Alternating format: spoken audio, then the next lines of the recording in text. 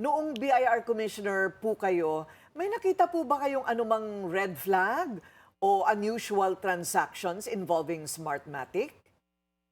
Wala ho akong alam, wala akong nakitang red flag. The only involvement ng BIR Health is sagutin ho yung tanong ng COMELEC na magkano ba ho ang kailangan niyang i-withhold.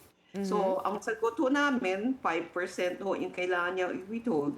So, kung nag-withhold sila ng sumusobra, I think tama lang naman na ibalik nila yung pera, no? So, yun ho. Mhm.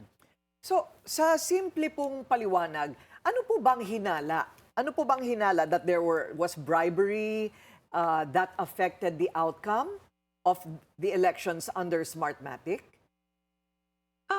I don't know what I don't think it's up to that point, no? Ang hinala lang nila is uh, may bribe or yun may amount ng money na napunta ho sa government official.